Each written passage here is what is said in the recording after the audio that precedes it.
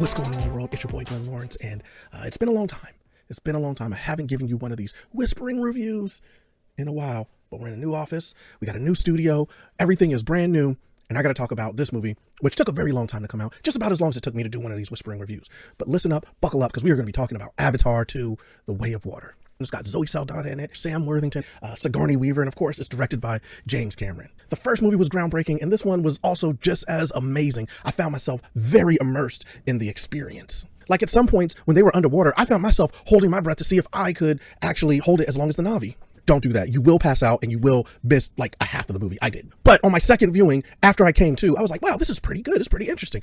I really enjoyed it. And I got to say, I felt like I was there. I felt like I was transported back to Pandora. I felt like I was Avatar, and I could use some of that hype. This story picks up years down the line after Jake has settled in with his family, and now they're kind of like a little Marine troop. They even got the little neck communicator so they could talk to each other. Jake really has his family like a well-oiled machine. It's like, all right, we got this tactic, you do this, you do that. And it works out well for them. I guess he knew that people were going to be coming back after him. Now, one thing I didn't understand is, how is Jake in, because before he was a human that was in an Avatar body, but I guess he passed his consciousness full time to the Avatar instead of just being, it was, that part was weird. But I was like, whatever, forget it. Jake's Avatar. I get it. He's a Na'vi now. We get right into the action where his nemesis, the guy that he shanked with the big robotic knife, which was kind of a weird thing to have.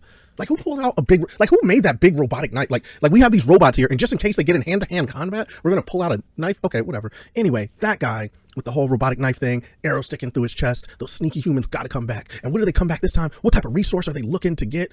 They're not really. They just want revenge. They give an entire troop, an entire platoon to Stephen Lang's character and say, hey, go get Jake Sully, which I thought was weird. I was like, wow, this is a multi-trillion-dollar corporation, and all they kind of want to do is, like, get some revenge? That's a weird plot point. Basically hell-bent on killing Jake Sully. To each their own. The Na'vi and Jake Sully's family, they actually have a new friend with them. There's a lot of exposition in the beginning that explains it, but basically Quaritch had a little son that I guess maybe he didn't know about or he didn't care about, but the baby was too young to go back to Earth. So he grows up on Na'vi and he just hangs out with the Na'vi people, and he's like one of them, but he's also a son to the person who's coming back to kill. That was a huge plot. I didn't like that guy. I didn't like him. His name was Spider in the movie. He was very annoying to me. I did not appreciate Jake Champion's character, Spider. I was like, what? Get rid of this kid. He's just annoying. He just says annoying things. He's pulling people's tails. Get him out of there. Quaritch comes back. He's trying to find Jake Sully. They end up burning down the town that the Na'vi have created. And Jake knows if him and his family stay there, they're just going to keep coming back trying to kill him. So he's like, I got to get out of here to protect the rest of the Na'vi. And what do? They go to the water people. I love the water people. What's the water tribe's name? What is the water tribe's name?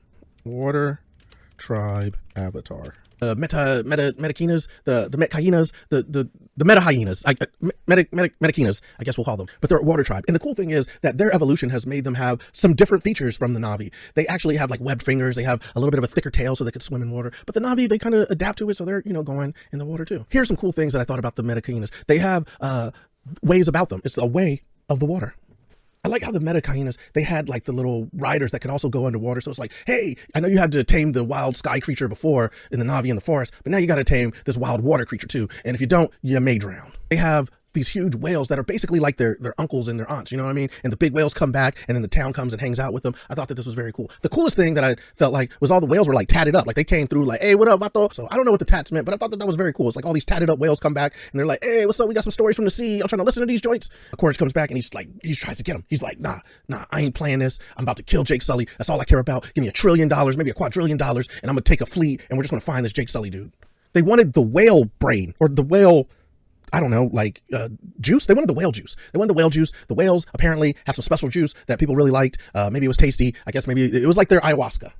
It was interesting how one of the sons also got bullied a little bit, and they left him out in the middle of the ocean, and then like this big like ocean monster tried to get him, and this is where he meets one of the homies of the water people, which is like this big whale that comes up and says like, yo, leave my little homie alone, you ain't gonna eat him, and comes up and just, takes him under his wing quite literally, or takes him on top of his wing quite literally, which is actually a flipper because it's a whale. They don't have wings, but also it is Pandora, so the whale could have had wings. I don't know if the whales could fly. I know the other fish things could fly.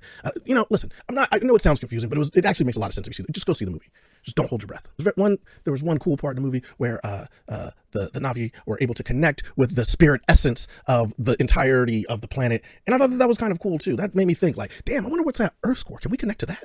That's my review for Avatar 2, The Way of Water. I really liked it. I really, really liked it. I enjoyed it. I'm giving it a shout. I'm giving it a couple shouts. It was definitely solid. I think you should go see it. Make sure you see it in IMAX so you can be immersed, but don't hold your breath like I did, because then you'll have to see it 2 times because you pass out. You can't hold your breath longer than the meta hyenas, the metacayenne peppers. You can't hold it longer than them. All right, that's it. Tell me what you think about this review. More to come. Like I said, I am back just like James Cameron in this film, and I got more for you. I'm not going to wait till the next Avatar to put one out. I'm going to be putting them out soon. But if you like this, like, subscribe, comment, do all the things that you normally do on the channel, because I'm going to be giving these back. You know what I'm saying? It's Avatar, The Way of Water. This has been a Whispering Review. I'm Glenn Lawrence. Y'all have a good day. Peace.